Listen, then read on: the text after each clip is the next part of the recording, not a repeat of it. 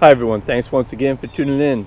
So here we are 300 miles later to discuss the HOKA Clifton 9. Just how it held up through 300 miles and how many miles you can expect to get out of this shoe. But before we get into it, today's featured running trail is the Wallsend Hall Ground Trails and Park. We did that when we went to Newcastle, England. We ran the Great North Run. That's the largest half marathon in the world, which is, we don't have that video for that race up yet. It'll be up there soon, but that needs to be a bucket list race for anybody if you can do it. It was just epic. Dorothy was born and raised in Wallsend, which is a little town right next to Newcastle, which is also where Hadrian's Wall ends, hence Wallsend. So these are the trails in Wallsend.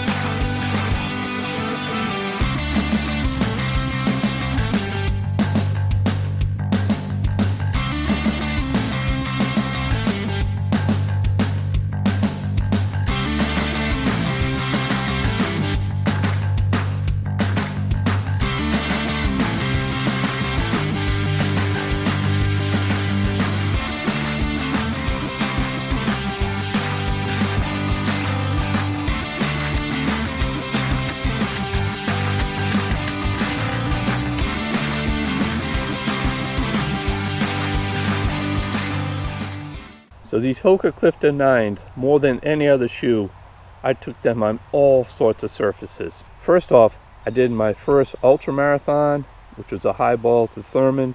I ran the 55K, and I'd say about 90% of it was just trails, 10% on roads.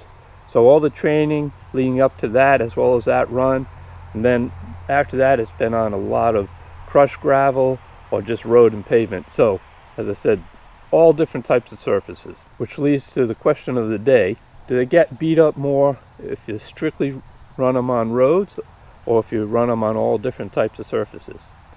So if you got an opinion on that, you can go ahead and put it in the comment section down below. But now let's get into the basics. This is a neutral running shoe. It's supposed to be for road running, but I took it out on everything. Highly cushioned. It's a 5mm drop. I wear a size 12, which weighed in at 10.51 ounces. That's 298 grams. I found it true to size. However, I must mention that I have very narrow feet, and I found this toe box fit me better than most all other shoes, which should be a warning flag to anybody who has a wider foot or doesn't like a narrow toe box. This may be a little too tight for them, so important to try it on before you will go ahead and buy it. I gave it a B- for sustainability. It talks about having recycled content. It says like recycled laces and that, but it doesn't say what percent recycled content. Most other shoes all list that in better detail. So I think this B- actually may be a bit generous. I also list it as a vegan shoe, which was a past question of the day. It just means it has no animal products in it. And the cost, $145. So the changes in this version 9 from version 8 was pretty simple. They re-engineered this EVA foam on the bottom just to make it softer and lighter, so less weight but a softer shoe. I get into a lot more of the design and what went into the engineering and whatnot in my initial impression video, so if you want to hear about that, you can go watch that one. So we're going to get right into the fit now. So starting with this toe box, I just loved how nice and tight it was on my narrow foot, and that nice snugness carried all the way up through the midfoot. This tongue is very padded. As a matter of fact, I think it's just too padded. And I will say that it is gusseted, but on the inside only.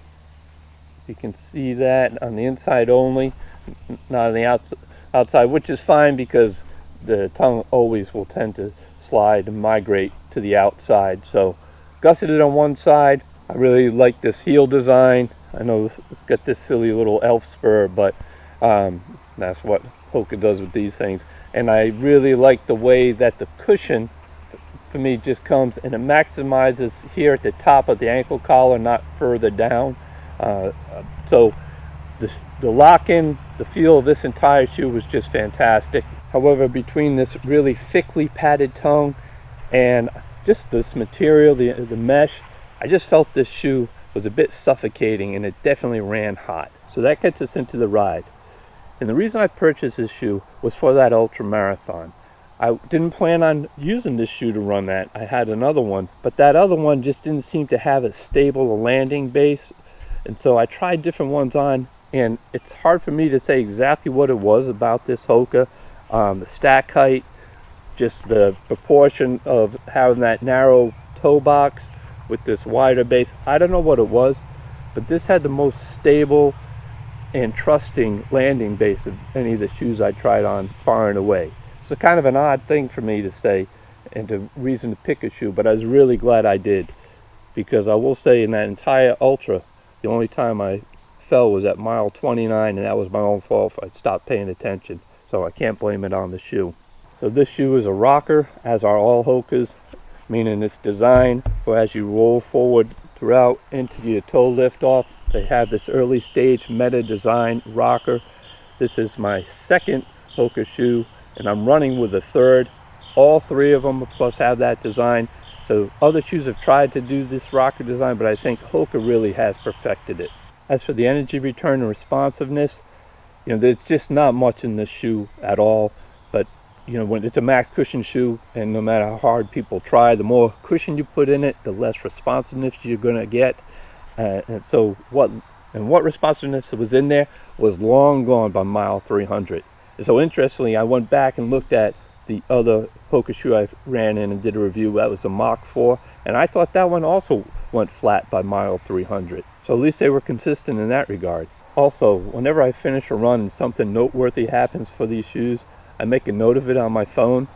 And I went back to look. I didn't have a single note on this shoe, which is just really strange, but then it just made me also realize this was just been a steady ride throughout the entire 300 miles, nothing really noteworthy, and just a very gradual drop off in what responsiveness there was on it. However, we'll say the cushioning has held up just fine.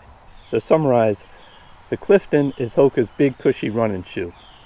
A couple important things just to remember.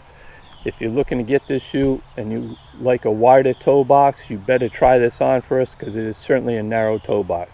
2, it does run hot. It did exactly what I needed it to do, get me through that ultra marathon. And after that, to the rest of 300 miles, and what little responsiveness was in the shoe was long gone. Again, this was the second HOKA that happened to.